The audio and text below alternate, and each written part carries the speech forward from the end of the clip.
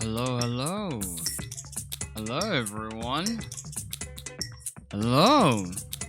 Feels so long since we've actually been here. Why do you have to flip and start off with a burp? What?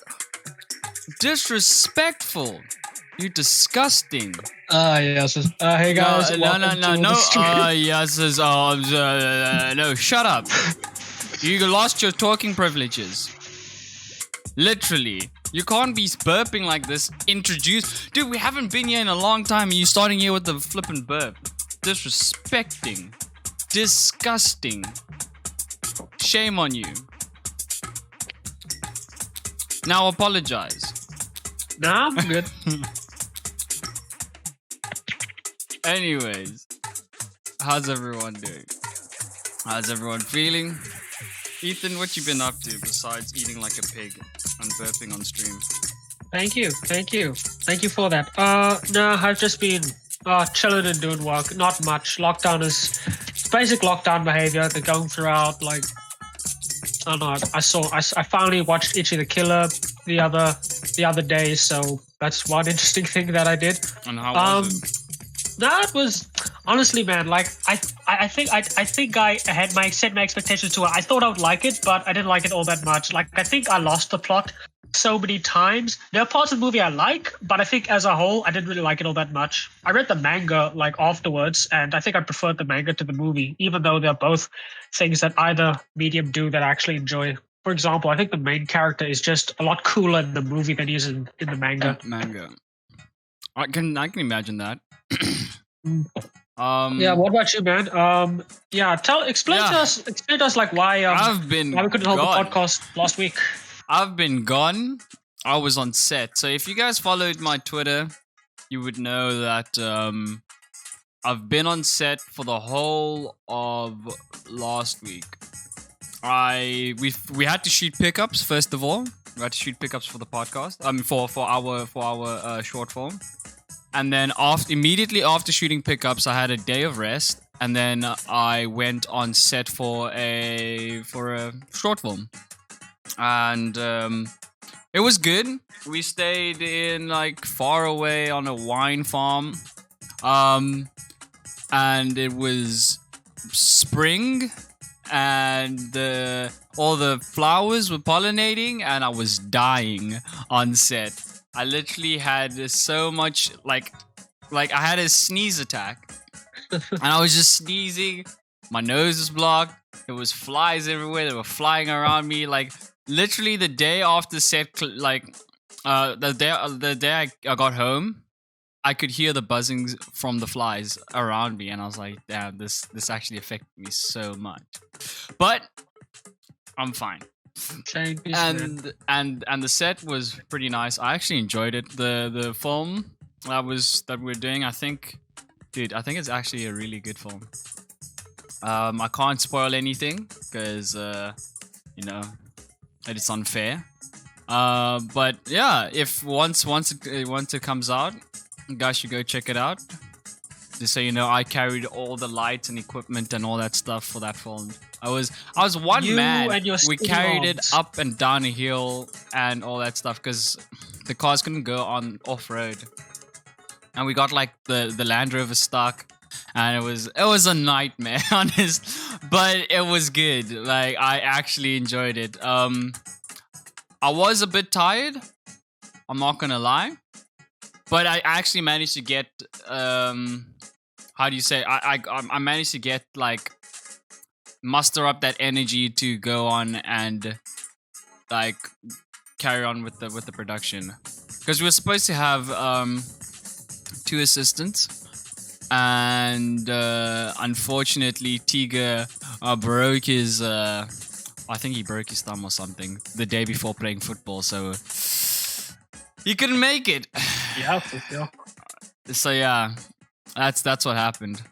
And after that I've just been surviving, and and I had like, yo dude, it was just a lot like mentally, but the film crew is really good, and the production was really well. It was well run.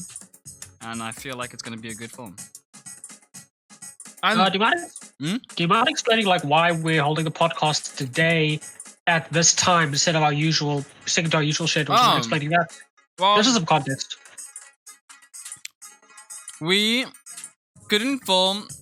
We couldn't hold the podcast on Friday because I had my drivers. And I failed it like a knob, but it's fine. I'm okay. No, it was.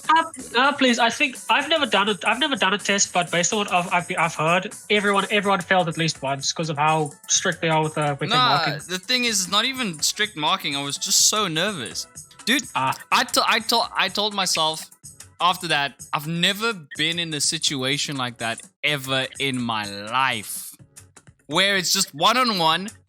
It's a test situation. You got one chance, and it's just like, dude, you had to wear your mask and all that stuff. The moderator's like in the car with you, and the car is heating up. I'm burning. I'm like, yo, I can't handle this. But, yeah. So I do, from what I experienced, I do think that everyone should at least fail it once, just to get the nerves that you get from driving with an instructor out of the way. Some people actually like pass it easy. I was not one of those people. But yeah, it was a weird experience, dude. It was so weird, literally. Right. And as for the time, it's actually the same reason why I imagine not a lot of people actually going to be watching this stream. You see, this man wanted to watch Worlds. Oh, however, no. One of the people in the Discord said the wrong time, so. Yeah, I mean, I want to. Yes, I'm an avid fan of League of Legends, and I want to watch Worlds. So sue me. Anyways, other than that, yeah, I just feel like I had a lot of experiences this whole week, and it was just been really busy. But just to update everyone on the current dilemma of the film, right? So our resident editor has dropped the film. Dude, I don't think this is something I need to know about. No. It's updating on the film. So the editor dropped us, so we have to find a new editor. Therefore, it's still in post-production. We just had a little bit of an issue with that. But Ethan and I have decided to actually come and take the mantle and edit it ourselves, which is pretty interesting. Me mainly doing the editing, and Ethan is still doing the directing part and just like giving me feedback on what to do. But this process is it's a weird, and it's a bit different. But yeah, so that means I'm gonna be even more busy. After getting off another set, I'm gonna be sitting down and editing every night. Trying to like finish the film and reach the deadlines, which is a very, very interesting like path and work schedule that I have to come up with in order to get this going. Which means for my normal streams, I am not gonna like be able to get to finish Inktober. I was so sad, but it was for the greater good though. It was for the greater good because I was able to get on set and actually do some work and do some like projects and stuff, other than staying at home and just chilling. Yeah. Gosh, but I don't envy your life. Dude, that's hectic. But yeah, I'm managing it slowly but surely. Right, so do you think we should just get into it? Yeah, let's just hop right in there. I got a question for you, dude. Let's say you were in a writing role, because I think if I was no matter what in a writing role, because I think no matter what you choose at school, you should at least be competent in writing. Would you ever consider writing for like an animated show or film? Dude, 100%. I feel like writing for an animated film or animated show or series or something along those lines. I feel like that is way easier, mainly because you have the ability to like you have the ability to free up and not be restricted by all the different types of restrictions you have when you're shooting on an actual live action film, such as like actors and the things that the actors can do and all that stuff. Whereas with animated series and stuff like that, you have more freedom in kind of you have more freedom in writing, uh, like your with your creativity and writing and all that stuff. Well, and that's in my opinion. I feel like there's more freedom in that. Yeah, I was just about to say, like, a lot of people, there are a lot of people who might actually be very confused and disoriented if you give them that freedom. Like me, for instance, I think I work better or I can write things faster if I'm given some form of restrictions, like it must be this so many things long, it must be about this. Like, I think if you give me complete freedom, I'm going to struggle a lot. That's why it took me so long to write the web series, because they said, do anything. Like, it just has to be this, it just has to be 15 minutes long, but we leave the rest up to you. I'm currently, like, I keep getting ideas and stuff. You know, I think I've said this before. I don't come up with stories. I come up with concepts. Then I have to flesh those things out. And there's a script I've been wanting to write, and another I've thought about, and another and another. And when I actually sit down and try and write those ideas, it's so difficult, like, to actually get stuff out. Like, I can write the first page, I can write the second page, but how do I write the third, fourth, fifth, all the way up to the last page? I know what's going to happen on the last page, but the journey getting there is very, very difficult. Like that short film I told you about, the girl in the nightclub. Like, I wanted to sit down and write that, but so far I only have the first 2 pages, or the first page, if I'm being honest. But in that type of situation, right?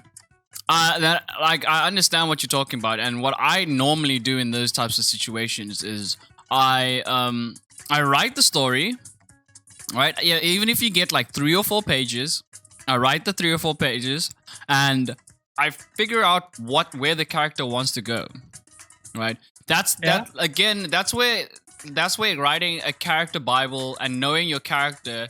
In my opinion, that's how I write. I like knowing my characters before I write my story. And knowing your characters before you write your story allows you to actually write, like to sway where you want your characters to go. So if you are stuck, then you can be like, okay, what in this situation, what does this character want to do? Right? You still look back on what he wants to do. Is he going forward? Is he moving backwards? Do you want him to move backwards? Do you want him to move forwards? Like, that's where you start. That's where you start like getting your idea of like the direction of the character. You know, that's how I get myself unstuck. But again, that it will take me, like, it won't get me unstuck immediately. Like, I'll probably ponder on these concepts for about 2 or 3, maybe even 4 days, like, just, and then only get to writing on day 5 or 6. You know? Okay, I see you. It's just that the way that I write. Alright. I'm just thinking, bringing it back to animation. That if we're touching up on that, I think that is not easier or more difficult. Like, if we think about all the stuff you spoke about, not just the freedom aspect, you know, it may be free of restrictions from film and let's say a play, but of course it has its own restrictions because, again, things have their own pros and cons, have their own limitations, and I think I've said this before. Like, actually, I think when I want to do something, I almost want to work into an environment that makes use of the things that only that specific medium can make do with. Like, there are things a book can do that a film can't. There are things that a play can do that a movie can't. What are the things in animation that you think cannot be done in other stuff aside from different animation styles? That's the most obvious. I know anime does that. There are some animes which do that, which I to enjoy. Which brings me back to I remember in one episode of Fooly Cooly, there was a little skit in there where the police officer, it was actually animated like a South Park episode for like yes, like I remember one that. scene. I remember that. See, the thing is with that type of like production and like style, knowing the limitations, you got to do like those researches and stuff. What I know for animes and things along those lines, that the style normally comes in with not with the writing per se, but with like the way you can like. I'm gonna use cinematography terms, like the different shots that you can use in your anime in the anime, like the different shots you can draw up and stuff. I feel like that's where the style comes in. But for, let's say, something like a Pixar movie, like I'm not 100% sure what a Pixar movie entails, right? And I'm not 100% sure like the style that it entails, which is if you remember Nerdwriter's video on Toy Story 4, mm, I think he spoke about how the real fake cameras, and he mentioned that that was made not like an animated film, but it was rendered like a traditional narrative film. You know, like using the reflection of people's eyes to show things and using over the shoulder and stuff. So they tried to have Toy Story 4. I think it was Toy Story 4 look like an actual movie itself. So that's what that entailed. So I think it just depends on the product itself. Did that help? Like, does it help tell a better story? I wouldn't know. I've never seen Toy Story 4. Have you? I'm just about the video essay. How do you watch a video essay without watching the movie? Because you can have like sometimes a video essay can get you interested in the movie, and sometimes with a video essay, you know at least some of what they're talking about. Spoils. If you don't invest, I don't. There's the thing. I'm not interested in Toy Story. Like, I like Toy Story 1 and 2, but the third one I don't care about, and I don't plan on seeing. I feel like as a filmmaker, you should at least, if you are willing to watch the video essay, you should at least watch the video, and then make your assumptions from there, instead of watching someone who did a video essay and taking their assumption, like their notes, and making it the be all and end all. But I'm fine doing that, because the person I'm taking notes from is someone who's credible in my eyes. You know, it's like because I know everyone is credible. Of course, I'm saying credible to me. Like, you may not trust one person's opinion on something, but you know, in my eyes, I trust what he talks about, whereas another person may not. You know. True. So that's why I feel comfortable. Like, maybe I should see Toy Story 4 at some point, but that's why I feel comfortable with the idea that I might not see it. Anyway, you were saying? No. Yeah, I mean, it's okay. But I was saying, just the different styles that come with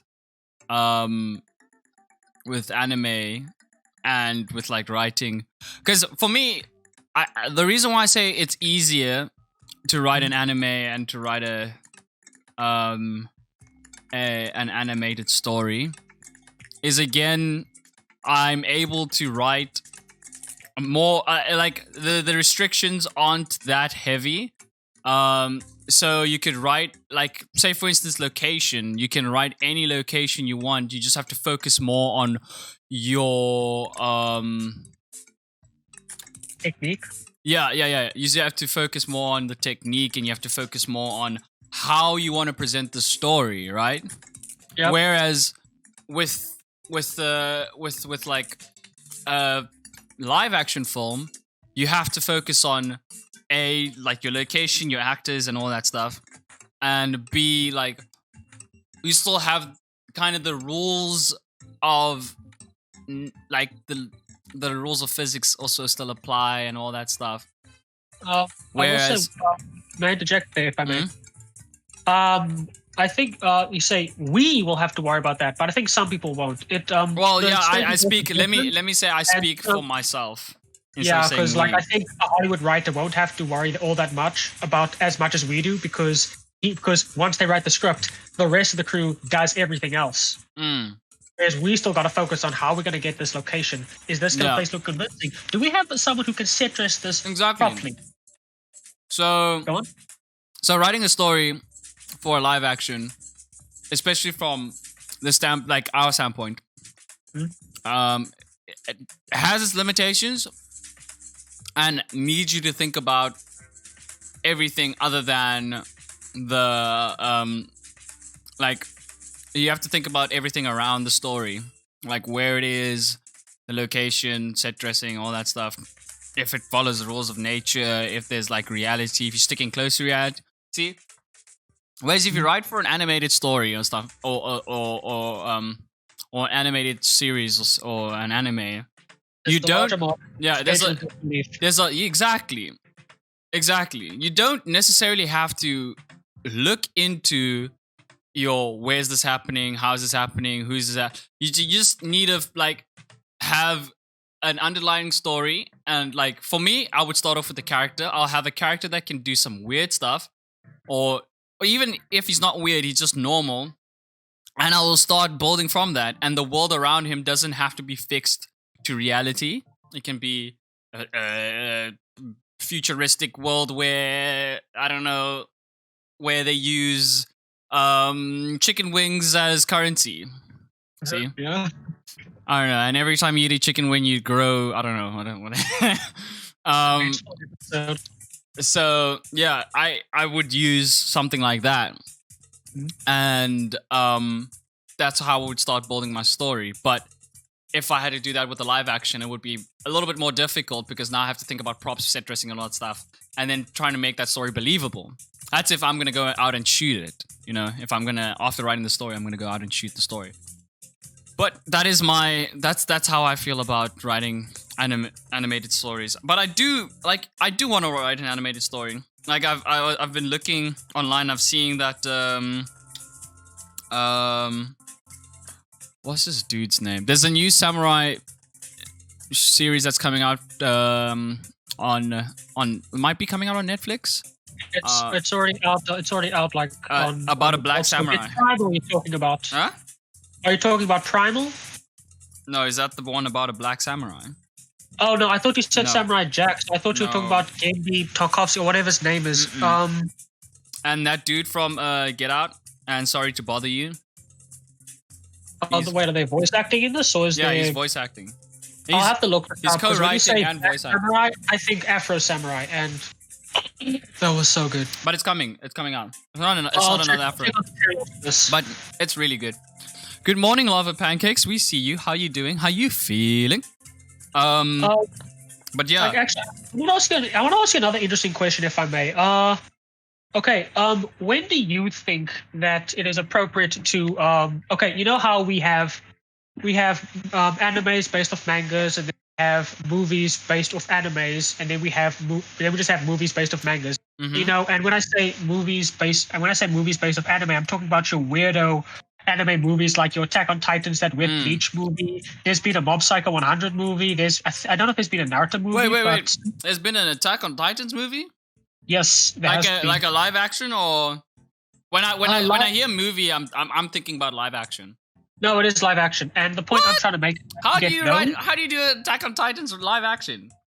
Check out the trailer. I don't even want to do that. It looks so weird. There is so much green screen. You can tell that movie was made very quickly. The Death Note movie was terrible. I never saw that. I only know these in existence. I don't actually watch these. I think I did watch the Death Note movie, but I watched it when I was like half asleep. So I watched it in bed. I can't remember it, but from what I remember, it was pretty good. But I haven't watched the series. So I watched the movie and I was like, this is actually pretty good as a concept. Okay, the anime is actually pretty good, but the reason I bring up this whole subject is because you get those kind of anime movies, the ones which look like they were made very quickly, and then you get the ones which are actually like proper full-length movies which are made to be serious. And I'm having trouble thinking of like many, but I don't know if Oldboy had a manga made after the movie or if Oldboy was based off the manga. I don't know, but I want to talk about Ichi the Killer, for example. There was an anime adaptation of Ichi the Killer, but that was made after the movie. That was just like a short miniseries. The Ichi the Killer itself, the movie was made based off the manga, and it's like a proper artsy made movie, you know, that's actually meant to be good. You know, it was made by a director called Takeshi Miike. He also made that movie called First Love I mentioned on like a previous podcast. You know, he's an actual well-known director from he's an actual well-known director from Japan. You know, he has a reputation to him. Now, I want you to tell me, when do you think it's best to make? Under what circumstances do you think it's a good idea to make a live action version of a manga, like straight, no anime between, like, and actually make it a proper? What that battle, Anika battle, whatever the Alita Battle yeah. Angel. That was that- based off. It was based off an anime, right? Yeah, I think that's just And like Ghost in the studio Shell. movie. Yeah, those were like studio movies, like a Marvel movie. So I almost put them in different boxes.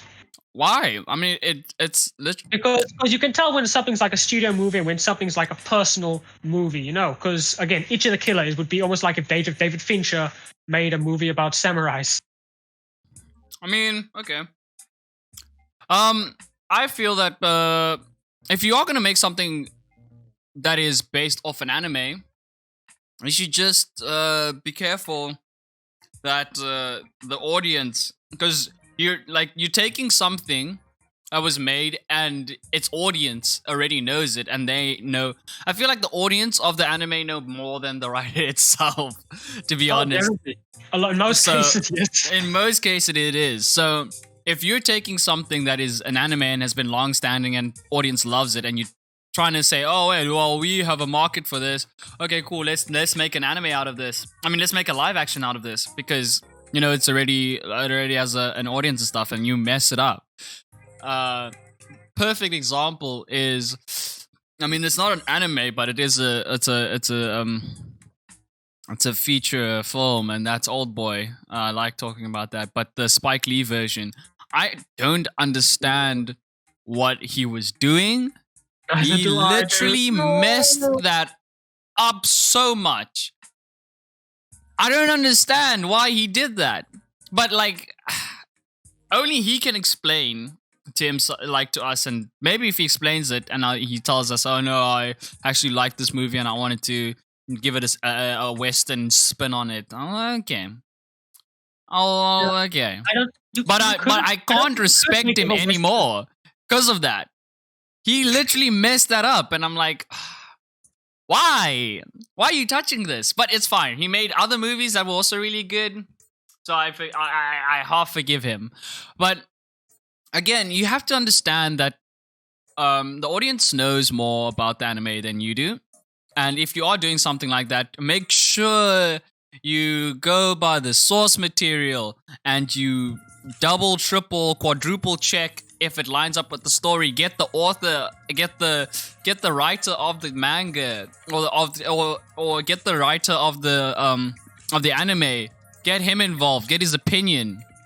If he's not alive, do extra effort and have a podcast, talk to audience, and just get an understanding, or go to a long-time nerd and go get an understanding of this character. And I'm not saying do what the audience tells you to do. Just understand that this has been a long-standing project that's literally been living longer than you've been thinking about doing a movie for it. So if it is going to happen, you need to understand that it's an extension of a already formed culture that's happened with this anime or something like that. I don't know. I haven't seen the Battle Angels. I mean, what's it called? Alita. I haven't seen that, but from what I've heard, people are hating on it. I don't know. But I haven't seen it, so I can't put any comments. But I have seen Ghost in the Shell. And I thought Ghost in the Shell was really weird, and I thought it was really good. Yeah, there's the thing about that. I think Western adaptations will always have issue because it's you're writing what you know, and it's a story that's attached to its iconography and where it comes from. So and Japanese and manga and anime, it's not just a moving it's not just a moving animation or just a comic. It's specifically brought up and about the culture of Japan as well. It has a lot of Japanism as well. If you Yakuza culture, I think is something that seems very strange to someone who's familiar with the mafia or the Western audience, so you can't just make a Western movie, can't just make a Yakuza movie and expect it to be well received or expect it to go in with it without much research. Because again, with the Ghost in the Shell, there is so much related. There's so much Japanisms in it that if you take that away, you lose the essence of what the movie is. And if you just include all of it, people are going to be a bit confused and will need context. You know, like No, 100%. take. Yeah, and that's always been a thing with like the differences between the West and the East. You know, take their RPGs, take their movies, take take their how do I say, take their attitude towards things like violence and sex in their movies and in their media. Like I will talk about. I keep talking about Itchy the Killer. Now that movie, it is so the way that movie is like so gruesome with the way the okay, the main character, he's a hitman for the Yakuza, and he's a masochist. So, and when he finds dudes to like interrogate them, he goes ham. Like in but he captures a guy who's trying to get information from, and he hangs him naked from the ceiling, putting hooks into like his skin, so he hangs there. And he has this whole thing, and he has this whole trope that he has, where he uses these needles as weapons, and like to interrogate someone, he'll just keep putting needles into their arms. Now, that's just a gangster in the story. But if you put something like that in a Western movie, it would be like Saw. That would be the whole story. The whole story about how this guy's torturing people, where, as in Itchy the Killer, it's just this guy's method. It's a means to an end. It's about the politics of the Yakuza. It's not about a guy torturing people. For sure. Like, one thing that I did kind of realize about the Western way of thinking versus the Eastern way of thinking was that when I saw, what was this film? I saw the Sympathy from Mr. Vengeance, right? Yes. That movie, like, just the way that it played out was so, like, it's so mind-boggling on how the characters make their decisions. And like how different it is. Like literally, this guy goes out, or I'm gonna put a little bit of a spoilers in that. Before that, guys, if any of you watching have any recommendations or any things, any animated films or series that you think are worth watching or talking about, please put it in the chat. Yeah, please do. We'd like you guys to engage. But yeah, I saw that, and like. He goes out and he goes and finds the dude that killed his daughter. And I'm like, okay, cool. He goes through so much effort just to go and, like, he cuts his Achilles heels and leaves him to drown. And I was like, holy moly. Dude, the like, where he came from to go and, was it to go flipping electrocute this, dude, just how gruesome it is, and how the way that he gets to the part that he actually finds the killer and all that stuff is really, really interesting. And I don't understand, like, for me, when I first watched it, I didn't understand it. Like, I was like, why is he going through so much effort and like all these really gruesome tactics to go and get what he wants? And I couldn't think of any other story that does that. Like, if I think about a revenge type of kind of get back at someone type of movie, I think like Taken. Taken's like very close to what that movie was trying to do, and it's such a different like way of thinking. Taken's just like, dude, Liam Neeson gets his like goes through the mafia bosses, whatever, flip, and then he goes and collects his daughter. That's like. Okay, right? But when you have that compared to Sympathies from Mr. Vengeance, it's like comparing like paper to flipping a box of nails. It's literally two different things, but the storyline and the basing is the same. It's just the way of thinking that the East culture has compared to the West. And also, like, another example of the different thinking is Parasite.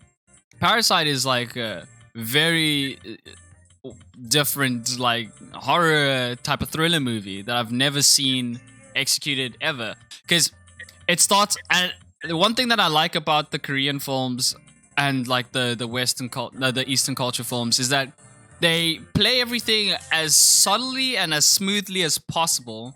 Until like the end where everything just gets completely messed up.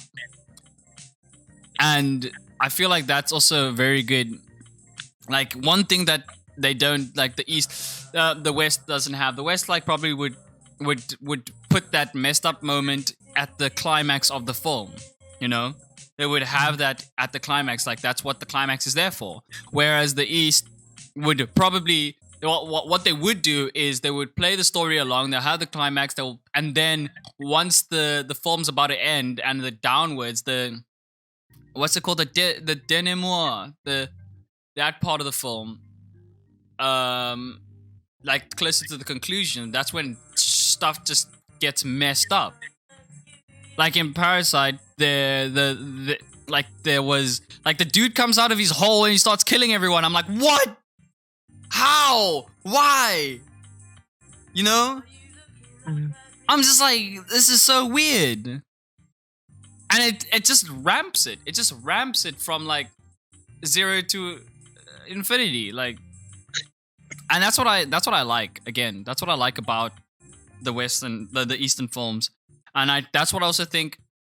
Again, Spike Lee's Old Boy versus the original Old Boy.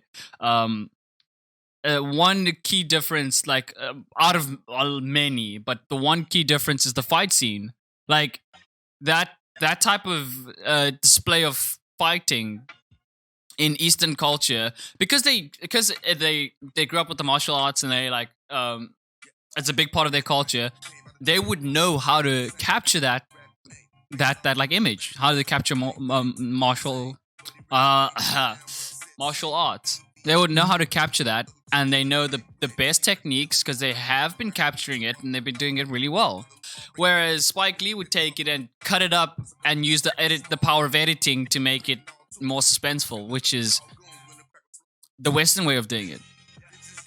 And because, it's such a big culture divide. I remember seeing a video about interviewing Gareth Evans. He for those who don't know, Gareth Evans made the Raid movies, and he's made a few other movies as well. But yeah, sorry. A lot of his popular movies are the Indonesian martial arts ones, like the Raid. And I remember him saying that the way he shoots this, or the way he got inspired by other directors who do this, is where in his fight scenes, he doesn't shoot master shots that cuts in. He tries to get that angles dynamically and shoot for the edit. And basically, what it means a lot of directors do is that they will shoot a master scene, is where they'll shoot a shot of the entire action of a scene at once, and then they'll just move the camera in different angles to cut between it, so they have more options in post. But what this guy does in his fight scenes is that he doesn't do that. There's no master shot. He shoots for the edit so that he knows exactly how it goes. Always punches in, and let's take Taken for example. With Taken, there's so many cuts between action scenes. Taken is so bad. Like the action sequence, like there's some shots where if you slow it down, you were like, what is the point? Yeah, I think that is trying to hide bad. That's just trying to hide. That's using editing to try and hide bad choreography. Whereas in the Raid movies, the fight scenes speak for themselves. There are fewer cuts in a Raid than in the Taken movie. And the fight scene still looks so awesome because the camera's dynamic and there aren't so many cuts to orient where it needs to. And because the fight scenes, they speak for themselves. In the Raid 2, there's this one girl who fights with hammers. That's such a very anime-ish, but it's so awesome. Oh my gosh. Sorry. Yeah, I just got a bit excited there. No, it's all good, dude. It literally. And it makes sense. Something I never really get to talk about, but I feel like bringing it up. Actually, I don't even know how to introduce this without introducing it blankly. But okay, there's you know how you can get nostalgic for things that you never really took part in, but because you're around for them. Let's say your sibling, he was playing a game. You never played that game, but you're still nostalgic about it. Mm-hmm. Yeah. Now, for me, that was a game my brother stole on PS2. There's this game called Rogue Galaxy, and it's basically Treasure Planet, the anime. It's made by Level 5. They also made Dark Chronicle and like the Nino Kuni games. And honestly, like I think maybe they should just make an anime of that. Like, very true. And actually, there is one animation thing I'm really looking forward to. There's another game as well on DS called The World Ends With You. It was, I wouldn't call it Saw, but I think it's a bit like Bleach, but different. Basically, some guys they get transported. They die, but they get transported into this game, and they play a game over 7 days where they basically have to fight monsters in Shibuya. And if you win the game, like all 7 days, then you get to be brought back to life. Look up The World Ends With You. I think, and they're making an anime of that soon. And wait, it started off as a video game, and now it's a. No, it didn't start off. It's the same story. Oh, it's just now getting an anime. Oh, okay, okay. And the funny thing is, like, it's so fundamentally not fundamentally different, but they didn't do a 1-to-1 animation with the anime compared to the game. If you watch the trailer for the anime, you can see that the animation style is pretty different because in the game it's drawn to be a lot sharper. You know, people have more meaner expressions and the edges are a lot more crisp, a lot more pointy. Whereas in the anime they're a lot softer, so I think you feel more sympathy for the characters. Which brings me to another question. I think we talk about anime quite a bit when we mean animation, so I think I have to curb myself. But I think this will be the last time I talk about anime in this podcast. I'll try to, but you know how animes can get rebooted. Let's say, for instance, I haven't actually seen like that much about what I'm going to talk about. But let's take, for example, what anime did this? Apparently, Fullmetal Alchemist had a remake. But I never saw the old versions. I don't know what it looks like. But you know, I think Hunter, Devilman Crybaby had a remake. Yes, let's talk about that. That's dude, I like it. I love it. I don't like it. I don't like the anime. But I just want to talk about the animation for it. I love the animation style. I love it.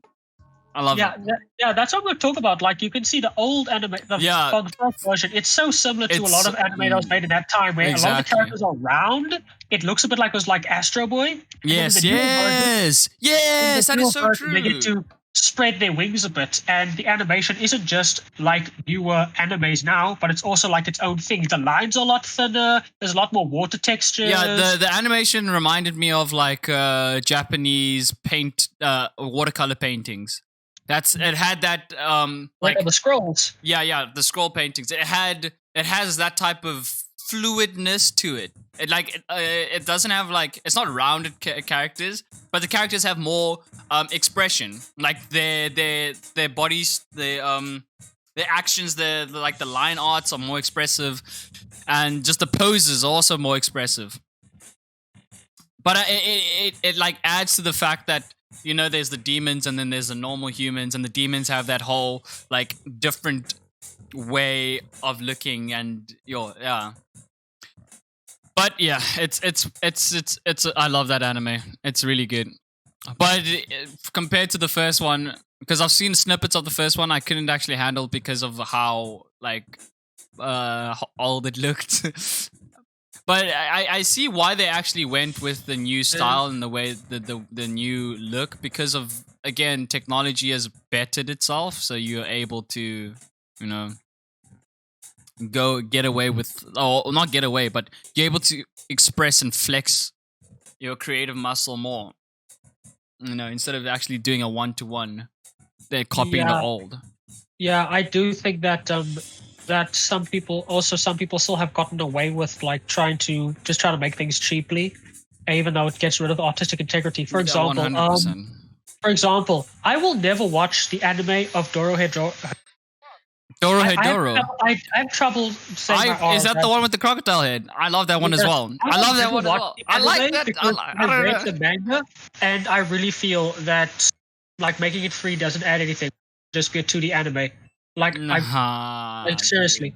I don't know. I enjoy 3D animation. Way of doing it, and I've never really tried to get into Berserk, but I'm definitely not going to watch the Berserk anime. See, it looks disgusting. Lava Pancakes is judging my taste in animes. Feed the Beast, how you doing? Are you good? Are you fantastic? Lava Pancakes, I actually just like, I don't know, I'm a weird guy who likes weird different types of animes. I don't like the, what do you say, normie animes that everyone watches and they're like, oh, no, this is amazing. I'd rather watch Dorohedoro. No, it's a good and Devilman Crybaby, because it talks to me, and the animation style is really good. So if you can find me anything that's like Devilman Crybaby, then yeah. No, I think if you want to find something like that, you're gonna have to look into the old mangas, like whenever around the time Devilman was written. I mean, yeah, the fact that Ethan doesn't like it, they're judging you, Ethan. It's your taste. You're the broken one, not me. But yeah, there are some animes out there. But again, I do think remakes of old animes again follow the same rules as doing adaptations and all that. It's all about you just need to remember that there's a culture that was there before you actually thought about the idea, and that there will be a culture to that will judge the living heck out of it. So you have to make it good. You have to make it close enough to the source material as possible. I get you. I remember. I don't know if I had this conversation with our lecturer, but I think the fact that we're talking about animation also that we are talking about adaptation as an auxiliary topic, because and when I remember when I was in Michiel's class in one lesson, I'm stuttering, in one lesson, we spoke about adaptation. He asked me about it, and I was talking about how, you have to pay respect to what you're being adapted from, but also they technically exist in two worlds. You can't judge them with the same scope. Like, for example, there's a comic called Fight Club 2, which follows the movie ending. The movie ending and the book ending are different. And the same thing with Watchmen. The same thing with things like Watchmen, Yes, the 100% different ideas, so you can't judge them with the same magnifying glass. You judge them as an adaptation and as their own thing. You can't just do one. Which brings me to Scott Pilgrim. Now, dude, again, I like the movie. I like the movie, and I also like the graphic novels as well. I think I prefer the graphic novels more, but I'm not a bad adaptation. You see, but the thing honestly, I think I like them both, and here's why I bring it up. I think I never saw this when the movie was being promoted, because I was like, I only saw the movie like after, but like I think Adult Swim had this cool promotion where they actually had an animated version of like one of the scenes from the comics, and it's where Scott meets it's flashback where Scott is in high school. He meets this girl Lucy, and it's how he starts dating Kim in high school, and that is like I think that is from the 3rd or the 4th issue. And I think I've read the graphic novels of Scott Pilgrim twice or thrice now. I think I'm going to say thrice, even though I could be wrong. And I honestly think we're not done with Scott Pilgrim yet. I honestly want there to be a full series based solely on the graphic novel in the same style that animation was made, because essentially that animation is the comic verbatim. Compare the comic, compare that animation. It is exactly the same. So you want an animated Scott Pilgrim film or a series? Based entirely on the graphic novels, not the movie. Who's directing it? Who's directing it though? Edgar Wright again? No, because it would just be based on the actual comic. So you wouldn't even have to you wouldn't have to involve Edgar Wright at all. Just get the same guys who made that same animation and get them to do this exact same thing for all six graphic novels. Jesus, I think that'd be the more superior product. You want so much. I feel that while watching Scott Pilgrim and knowing that there is like an anime from it, knowing that there was a graphic novel as well, that there was a graphic novel before that, I do think that the Scott Pilgrim, adapting that into a film or anything like that, has its ups and downs, where that there are certain, again, now we're going back to that, there are limitations to what you can show on screen and what can be shown on screen, there are limitations. That's why when they do adaptations, they're small changes. Some things don't translate well on the big screen as they do in animes or in novels or in like in the series or whatnot. They don't translate well, so that's why people then tend to change up and try to add, they try to add some bridges some extra content to like kind of bridge between the the missing information that you might need to actually tell a good story, which is again, like, it is a kick-ass comics. They do that a lot. Anyway, go on. So you need again, you do need something like that to better the medium and actually make it translate well on the big screen, because you also do have people that have not read the comics, have not seen them like the anime or anything along those lines, and they're watching the movie for the first time, majority Western culture, and they like it because they haven't seen any other source materials. So you have to also cater to that as well. And you have to cater for the fans, the hardcore fans, and all that. On that note, I'm going to actually put something in the chat. I think this kind of also really shaped my opinion on adaptations itself. It's Captain Christian's video on Watchmen. So for the viewers watching, Captain, you're always drinking. You're dropping this dude's name all the time. Because he's like, for me, he's like the gold standard when it comes to video essays. That's your gold standard. He's your gold standard. Just go formulate your own opinion. I'm joking. But yeah, I do think all like adaptations do have their limitations. But what I find, like, why I really like adaptations so much, and why I always nerd over like the Marvel movies and all that stuff, not because of their production values and how much money that they have and put into the productions, mainly because of how a character that I read about, or that I watched in a series, has now become a movie and has a live action variant. I just felt like that was really cool. Yeah, there's a lot of reason. That's a big reason why people go to adaptations of things. They attract the IP, not the movie itself, and I think that's where a lot of exploitation. I mean, they can do that. I'm still gonna watch it, and I'm still gonna like it, regardless if it's shit or not. I'm gonna always say that it's a good movie. Like, but that's just my opinion. Like, I am, and I can say this now. I'm super biased when it comes to Marvel movies, and when it comes to first adaptations. If you made a second if you go like a second part of this adaptation and you haven't fixed it and it's still cuck, then I'll tell you, then it's cuck. Like the second one's cuck. Obviously, the sequel's cuck. But if it's an adaptation that's came out and it's the first iteration of this character on the big screen, I'll be like, cool, go for it. I really enjoy this movie. Because you must remember that all movies like that, all adaptations and stuff like that, did come from a cuck point. Like, there were audiences that didn't like it, and then it started getting better and better, and then people were like, oh, this is amazing. This is so cool. This is... Why not? That's why I'm like kind of iffy with DC's universe.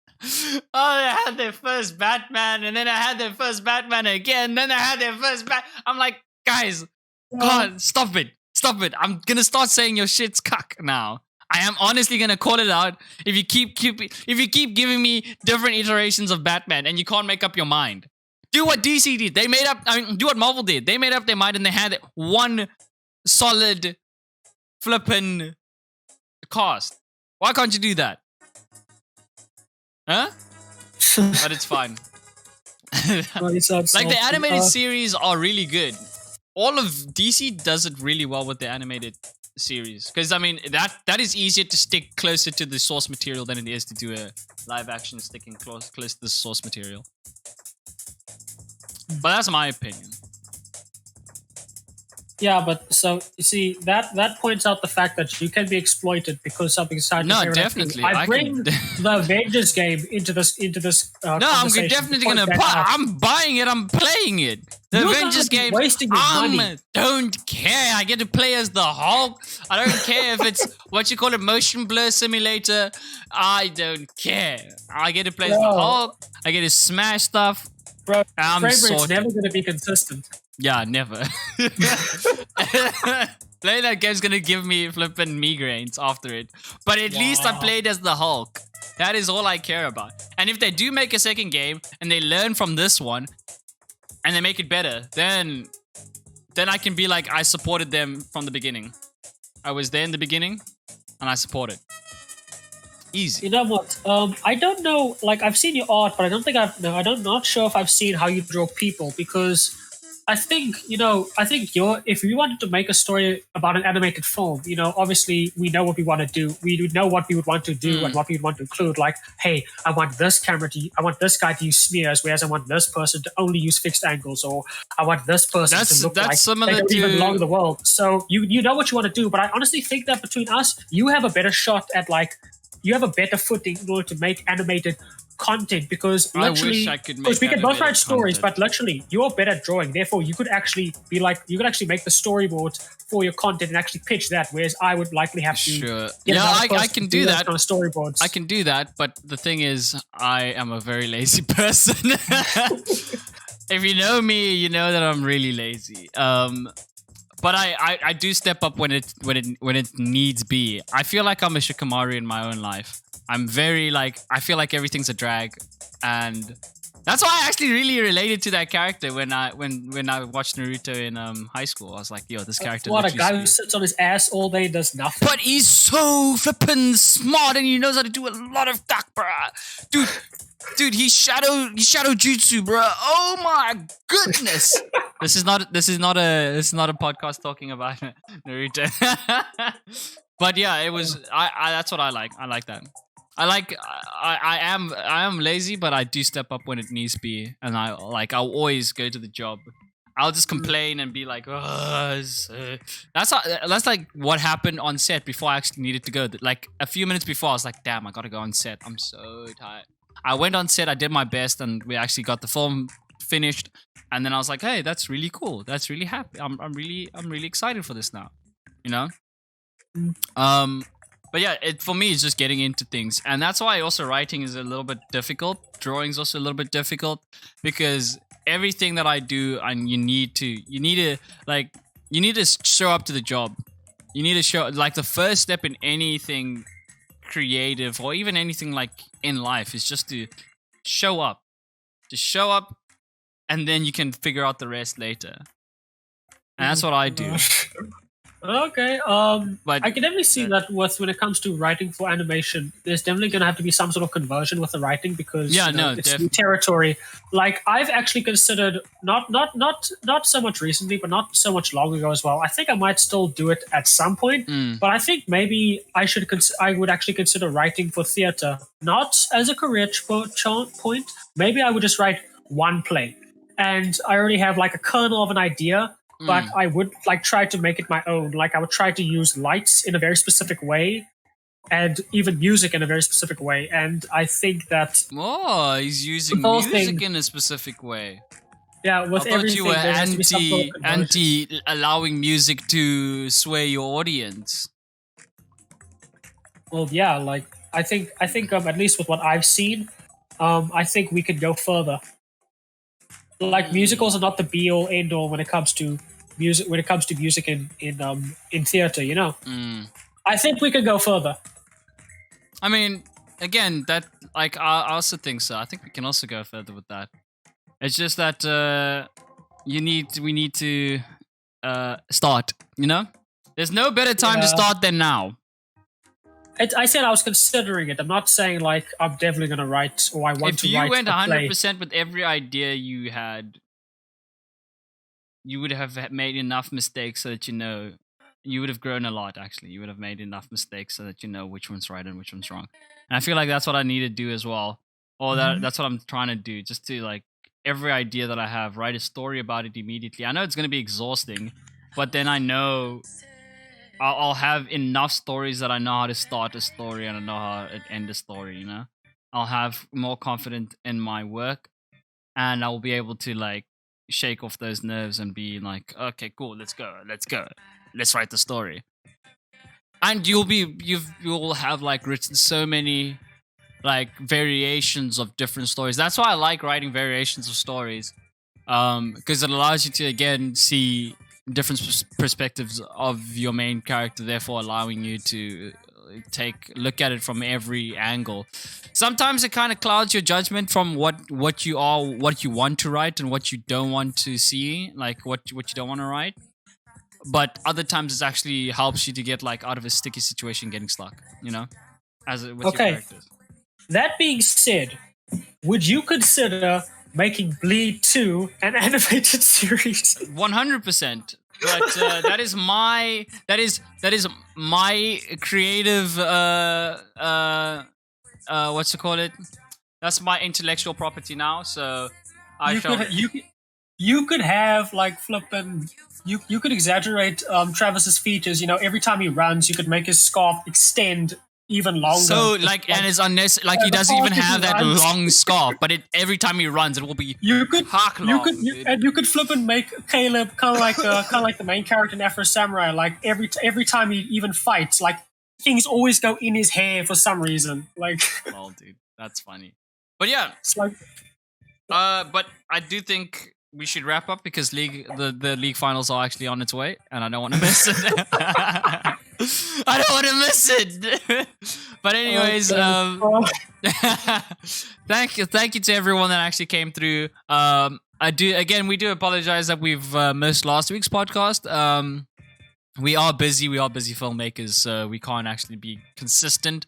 But when we do come, we do appreciate that you guys have been coming out and supporting us. This is our 14th podcast, and we've been doing this for 3 months, dude. We've been doing this for 3 months. That. Like at some point, we have to like consider when are we gonna stop doing this? Because should it be our 13th episode? Should our last podcast be like the one after we screened this? Because guys, I don't know. We're still coming up with ideas for like how to do these podcasts, but sometimes it can be a bit difficult. So we don't know at what point we're spreading ourselves thin. You know what I mean? So yeah, we might have to kill this podcast soon. So don't cry. It's a thing that might happen. Anyways. Again, thank you for everyone that came through. I think we are actually gonna start. We might next week have a guest if the guest does wake up. So we might.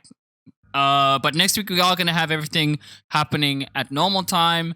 Everything's gonna happen on the Friday, hopefully. And we will have more topics to talk about. Don't worry about that. We were thinking about doing a day where we just like sit down and write an adaptation for anime and stuff like that. Just like a short film adaptation for an anime, probably following one character. But we will post about it, right, Ethan? We'll post about it on our socials, and we'll get a poll going to see what anime, what video game, what you want us to adapt and make into a short film. Dark Souls series. No. So, or maybe if the audience do want a Dark Souls series, then we can do that.